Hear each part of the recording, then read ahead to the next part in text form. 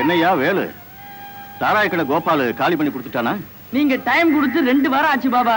இப்ப என்னடான்னா நான் நிறைய ஆளுங்களை வச்சு லாரியில லோடு ஏற்றிட்டு இருக்கிறேன் பாபா. நீங்களாம் என்னையா செய்யறீங்க? குப்பமே ஒன்னா நின்னா அவங்களால என்ன செய்ய முடியும்? கலெக்டர்ல இருந்து கட்சிக்கார வரைக்கும் அவனை எதிர்க்க பயப்படுறாங்க. சரி சரி, சீனு வரட்டும், நான் சொல்லி அனுப்புறேன். அதுக்கு அவங்க சரியா வரலன்னா கோபி அனுப்பி வச்சீங்கன்னா அது போதும். நல்லது, அவனையே அனுப்பி வைக்கிறேன். சரிங்க பாபா. Good morning sir. மாமா பிரியா, உட்கார்.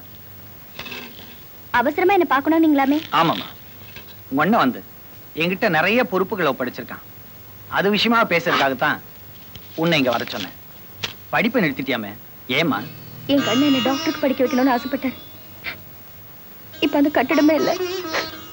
இனி சித்திரத்தை எங்க மாட்டுறது? ஒரு துணிச்சல்காரன், நல்ல சாமர்த்தியசாலி, சதிக்கு பலியாயிட்டான். ஏதோ நடந்துருச்சு பிரியா, எதுவுமே நம்ம கையில இல்லம்மா. அப்புறம் உங்க அண்ணன் உன் பேர்ல 1 லட்சம் ரூபாய் பிக்ஸட் டெபாசிட்ல போட்டிருக்காரு. அது போக உன்ன வேலை பார்த்த ஆபீஸ்ல இருந்து சேமிப்பு நிதியா 50,000 ரூபாய் தராங்க. அது மட்டும் இல்ல பிரியா, பத்திரிகை முதலாளி பரமானந்தம் நிவாரண நிதி 50,000 ரூபாய் சேர்த்து கொடுக்கிறார். இன்னும் 2 நாள்ல நாம அவரை பார்க்க போறோம். என்னம்மா, என்ன யோசனைல இருக்க? தங்கச்சிக்காக எவ்வளவு பாதுகாப்பு செஞ்சிருக்காரு.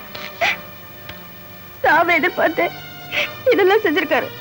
ஆமாம்மா, தனக்கு ஆபத்து எப்பவுமே இருக்கும்னு முன்னெச்சரிக்கை அவங்க அண்ணன் சாமர்த்தியமா சில வேலைகளை செஞ்சு வச்சிருக்காமா. அப்படியா? என்ன செய்வாரு? ஒன்ன எந்த ஊருக்கு செய்தி சேகரிக்க போனாலும் அங்க சேகரிக்கிற முக்கிய குறிப்புகளையும் எடுக்கிற போட்டோக்களையும் என் அட்ரஸுக்கு அனுப்பி வச்சு இங்க வந்து வாங்கிக்குவான். ஆனா இந்த முறை அவன் அனுப்பி வச்ச குறிப்புகளை வாங்கிக்க அவன் வரவே இல்லம்மா. இந்த கவர்ல என்ன இருக்கு? அவன் வந்து வாங்கிக்க போறானேன்னு நான் பிரிச்சு கூட பார்க்கல. ஏன், நீ தான் பிரிச்சு பாரு.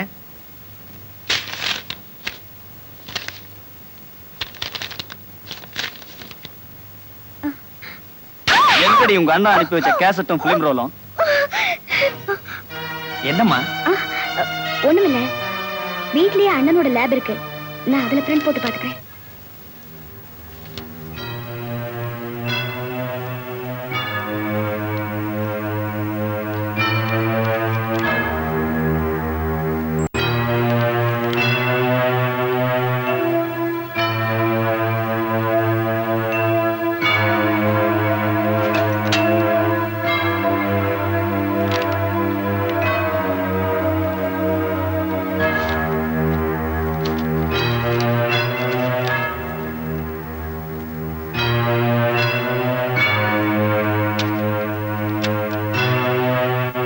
பிரான்சிஸ் மேத்யூ எப்ப வர்றான் தெரியுமோ? இந்த மாசம் 5ஆம் தேதி பகல் 10 மணிக்கு.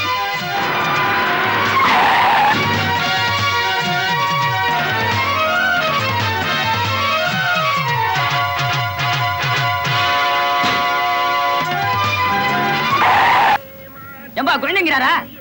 ஏம்பா கோவிந்தங்கிறாரா? ஏம்பா கோவிந்தங்கிறாரா? இந்த கன்றாவியா குடிக்கிறானுங்க. டேய், அவனை புடிச்சு கொண்டாங்கடா. ஏம்பா கோவிந்தன் கீராராப்பா? எங்க போறானுங்க? டேய் டேய் டேய் டேய் டேய், யாரா அனுப்பி வச்சா? அடடா, நீதான் கோவிந்தனா? எங்க பேட்டை பாபா அனுப்பி வச்சுக்கிறாரு. ஒரு காலை வச்சுக்கினே இந்த சிலுமிஷம் இன்னொரு காலையும் எடுத்து விட்டா நம்ம விவகாரத்துக்கே வர மாட்டான் இல்ல மச்சி? டேய் செல்வா, இவனை மரியாதை பண்ணி அனுப்பி வைங்கடா. கோவிந்தா கோவிந்தா.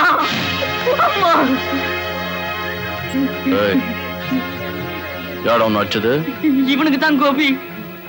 கோபி, நீ எங்க இந்த பக்கம்? அங்க ஒருத்த அடம் பிடிச்சு நிக்கிறான், உடம்பு பிடிச்சிட்டு வந்துடுற. என்னடா இது ஜெயில் மாதிரி இருக்குது? ரசீதுக்குதா இது பச்சுக்காட்டு. என் மனப்பூர்வமான சம்மதத்துடன் இந்த இடத்தை காலி செய்து கொடுக்கிறேன். இனிமேல் எனக்கும் இந்த இடத்திற்கும் எவ்வித உரிமையும் இல்லை. இப்படிக்கு ஐயா கரெக்டா தானே பாக்கிது? இதுக்கு போய் கலாட்டம் பண்ணிக்கின்னு கையெழுத்து போடுப்பா. கையெழுத்து தானே?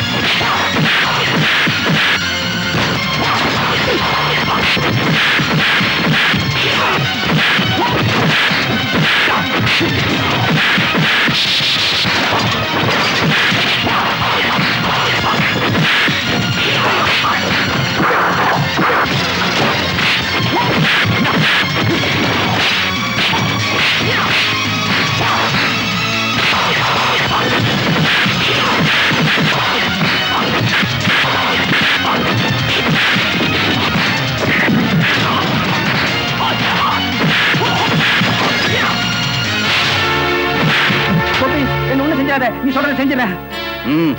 இத முதல்ல சொல்லிருக்கல கைத நல்லா மாங்காய் வாங்கினியா கைது போடு. ஏய் போடாங்க. 4 கிராம் இருக்குமா? பில் போட்டுருங்க. கவுண்டர் கட்டுங்க. வாங்க, பில்லுக்கு பணம் கட்டியாச்சு, இந்தாங்க. பணமா? யார் கட்டினது? ஏங்கண்ணே, நான் தான் தீத்தாரப்பேன். நீயா? ஆமா, நானே தான். அடையாளம் தெரியுதா? அன்னைக்கு திடீர்னு ரூமுக்குள்ள போலீஸ் வந்துடுச்சு, எல்லாம் வீணா போச்சு. அது போகட்டும், இந்த மோதிரத்தை வாங்கிக்க. வெளியில மாருதி கார் நிக்குது. ராஜாத்தி, இது என் ஃப்ரெண்டு கடை தான், என்ன வேணாலும் வாங்கிக்க. போலீஸே இல்லாத இடமா பார்த்து போயிடுவான். அப்புறம் என்ன தயக்க, வர வேண்டியது தானே. Behave yourself. ஹாய் பிரியா. ஏய் ஜானகி, எங்கட கொஞ்ச நாள் ஆளைய காணோம். ஒன்னதான் பார்க்கவே முடியல. ஆமா, இங்கே நிக்கணும். அங்க பாரு, அவருதான் எங்க அண்ணன். எனக்கு சீக்கிரமா கல்யாணம் பண்ணணும்னு துடிக்கிறாரு. பண்ணிக்க வேண்டியது தானே. என்ன விடு, உனக்கு எப்ப கல்யாணம்? நான் ஆபீஸ் விட்டு வந்து ரொம்ப நேரமாச்சு, நான் புறப்படுறேன். சரி ஆபீஸ் முடிஞ்ச உடனே வீட்டுக்கு வந்து பாரு. ஓகே, பாய். ஆமாண்டி. நிஜமாவா? எங்க அண்ணன் இறந்ததுக்கு அப்புறம் வாழ்க்கையில பிடிப்பே இல்லாம இருக்கேன்.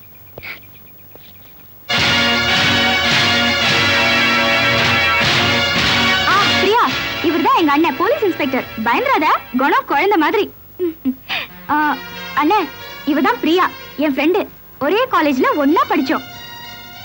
அண்ணே, இன்னைக்கு பிரியாவுக்கு நம்ம வீட்ல தான் லஞ்ச். Shut up. ஜானகி, உன் ஃப்ரெண்ட நம்ம வீட்டுக்கு கூட்டிட்டு வர அளவுக்கு தகுதியோ யோகியத்தையோ இல்லை.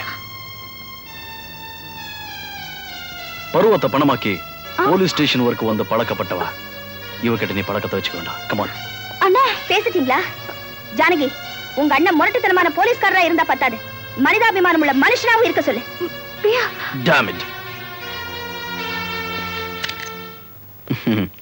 ஏமா ஜானகி, உன் ஃப்ரெண்ட் அப்படியே நான் திட்டு அனுப்பிச்சிட்டேன்னு கோவமா? இல்லண்ணே, பல நாள் கழிச்சு பார்த்தேன் என் ஃப்ரெண்ட. அவமதிச்சு அமிச்சிருந்தா கூட பரவாயில்ல, அவமானப்படுத்தி அமிச்சிட்டீங்களே. 4 பேருக்கு முன்னாடி பேசினா தான் அவமானம். என் தங்கச்சி முன்னாடி பேசினது எச்சரிக்கை. யாருக்குண்ணே? உனக்கு தாமா. என்னென்ன சொல்றீங்க? இனிமே நீ இந்த ஃப்ரெண்டோட பழகிறத நிறுத்திடணும்னு சொல்ற. ஜானகி, அந்த பொண்ணோட பழகிற உன்னையும் யாராவது கைத்தட்டி கூப்பிடக்கூடாது பாரு. அதுக்கு தாமா சொல்ற. அண்ணே, பிரியா கொஞ்சம் துணிச்சலானவ, ஆனா ரொம்ப ஒழுக்கமானவ. பாவம், அவ அண்ணன் கூட சமீபத்துல தான் இறந்து போனாரா. அனாதையா இருக்கிற அவ மனச புண்படுத்திட்டீங்களே. இத பாருமா, யாரும் கெட்டு போகணும்னு நினைக்கிறது இல்ல, சந்தர்ப்பம் எதையும் செய்ய வச்சிரும். அப்படி ஒண்ணு கெட்டு போக அவளுக்கு எந்த சந்தர்ப்பமும் இல்ல. கூட படிச்ச ஃப்ரெண்ட நம்புற நீ கூடவே இருக்கிற அண்ணனை அதோட நம்பலா? இத பாருமா, உறவு இருக்கிற வரைக்கும் தான் ஒரு பொண்ணுக்கு பாதுகாப்பு. ஆதரவு இல்லாம போயிட்டா பத்தினியா இருக்கிறதா இல்ல பட்னியா இருக்கிறதாங்கிறதா கேள்வி. நீங்க இப்படி சொன்னதுக்கு அப்புறம் இதுல சத்தியம் இருக்குதா இல்ல சந்தர்ப்பம் இருக்குதாங்கிறதா கேள்வி.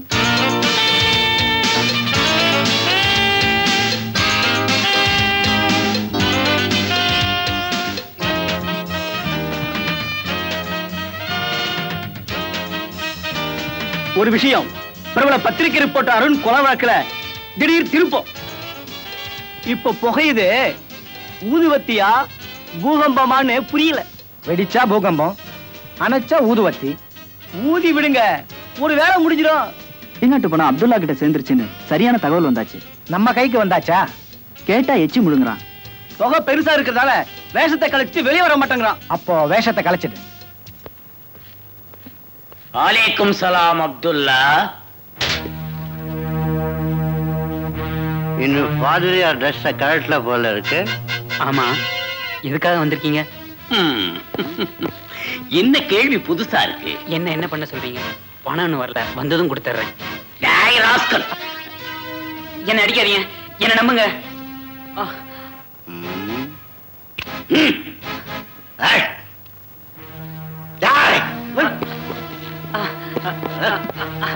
அந்த பெட்டியில பணம் இல்ல, அந்த பெட்டியில பணம் இல்ல.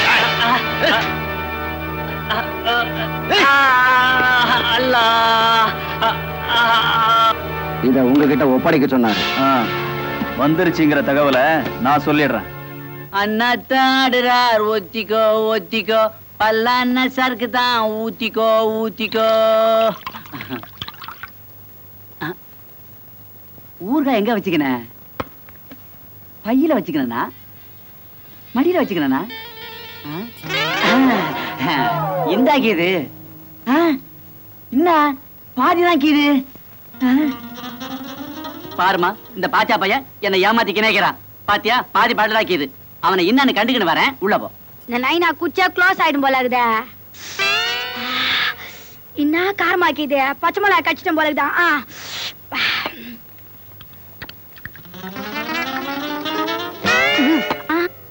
என்ன தண்ணி இம்மா காரமாக்குத.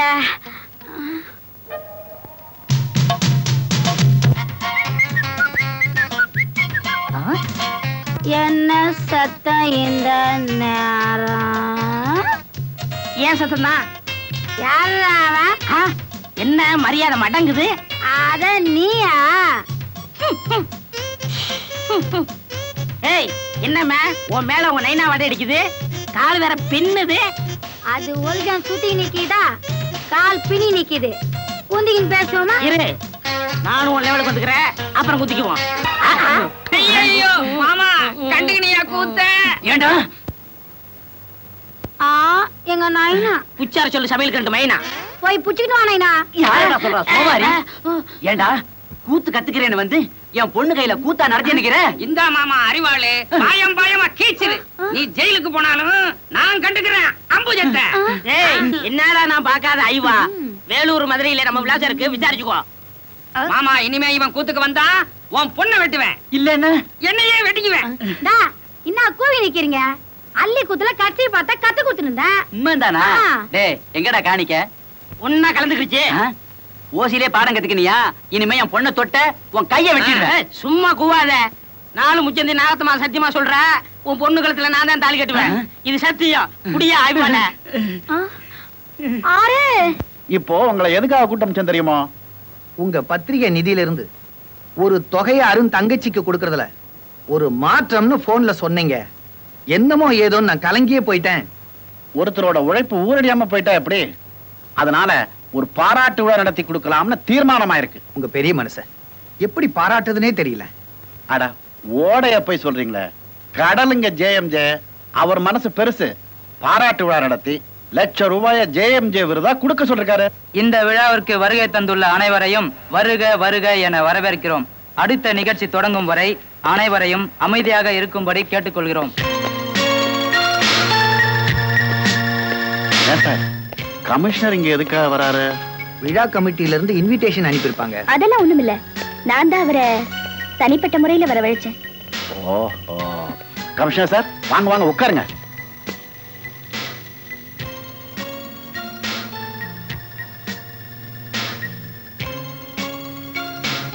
இப்பொழுது அறங்காவலர் பரமானந்த அவர்கள் ஜேஎம்ஜே விருதாக ₹1,00,000 வழங்குவார். விழாவிற்கு வந்துள்ள பெரியவர்களே வணக்கம். சமுதாயத்தின் புல்லுரிமைகளை பத்திரிகையில் அம்பலப்படுத்திய அருண் சமுதாய விரோதிகளால் அழிக்கப்பட்டது இந்த நாட்டிற்கே பெரிய இழப்பாகும். அவரை கௌரவிக்கும் பொருட்டு ஜேஎம்ஜே அவர்களின் ₹1,00,000 காசோலையை அருண் சகோதரி பிரியாவிடம் ஒப்படைக்கிறேன். மேலும் இன்று முதல் எங்கள் பத்திரிகை ரிப்போர்ட்டராக பிரியா அவர்களை நியமிக்கிறோம் என்பதை மகிழ்ச்சியுடன் தெரிவித்துக் கொள்கிறேன். அடுத்து பிரியா அவர்கள் ஒரு சில வார்த்தைகள் பேசுவார்கள். மதிப்பிற்குரியவர்களே வணக்கம். என் அண்ணன் அருண் அநியாயங்களை மக்களுக்கு வெளிப்படுத்த தன் உயிரையும் துச்சமாக மதித்து உழைத்தவர். அவருடைய இறப்பு ஆதாரமற்றதாக இருக்கக்கூடாது. இதற்கு காரணமானவர்கள் தண்டிக்கப்பட வேண்டும் என்று நான் ஆசைப்படுகிறேன். என் வாழ்க்கைக்கு தேவையான வசதிகளை என் அண்ணன் எனக்கு செய்து வைத்திருப்பதால் ஜேஎம்ஜே விருதாக கிடைத்த இந்த ₹1,00,000 குற்றவாளிகளை கண்டுபிடிக்கும் பணிக்கு பயன்படுத்த காவல்துறைக்கு நிதியாக அளிக்கிறேன்.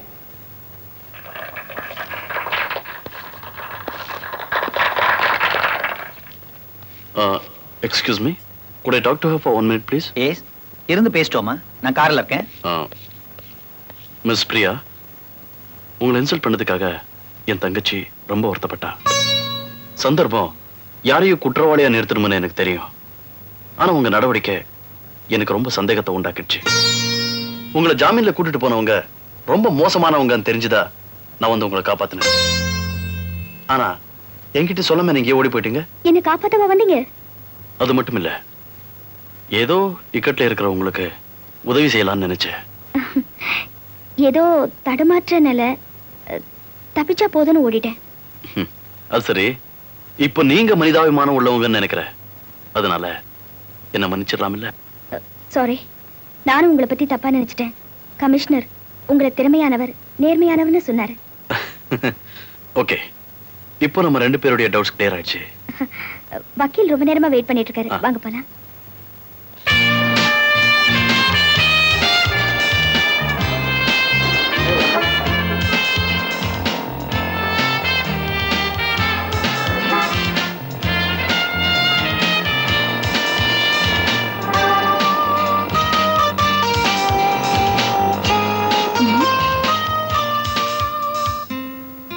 ஒண்ணு செஞ்சா என்ன, டெய்லி நியூஸா இல்லாம ரொட்டீன் ப்ராப்ளமா இருந்தா குட். சார் தர்மம் போடுங்க சார்.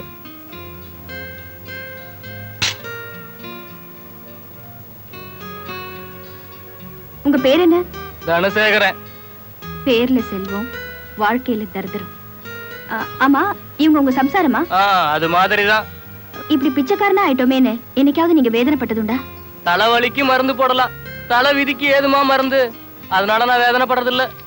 உங்களுக்கு கை கால் தான் நல்லா இருக்கே, உழைச்சு சம்பாதிக்கலாம்ல. நீங்க கூட நல்லா தானே இருக்கீங்க, சினிமாவில் நடிக்கலாமே. அது சரி. ஆமா, இப்படி பிச்சை எடுக்கிறது உங்களுக்கு கேவலமா இல்ல? எதுமா கேவலம்? திருடாம ஏமாத்தாம கௌரவமா கேட்டு வாங்கி சாப்பிடுறோம்.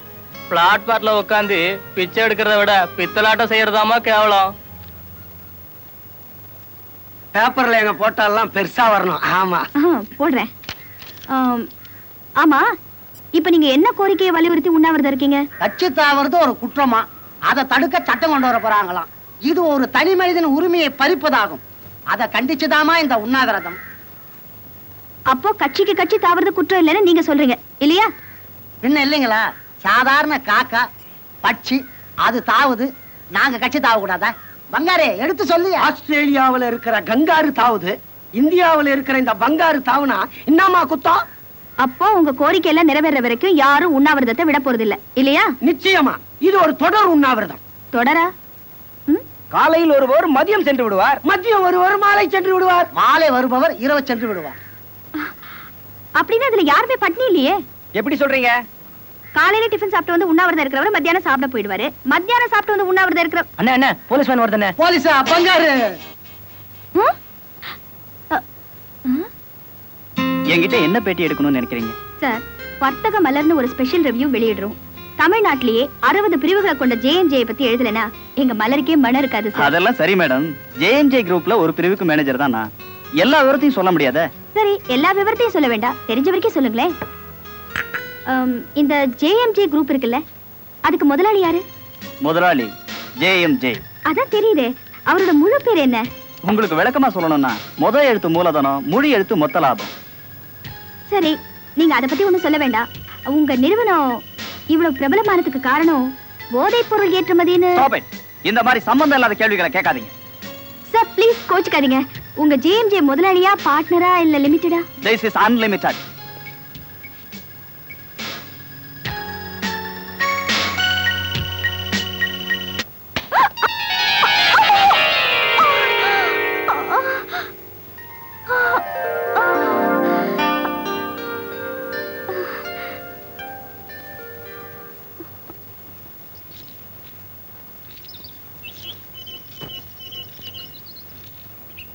உட்காரலாமா?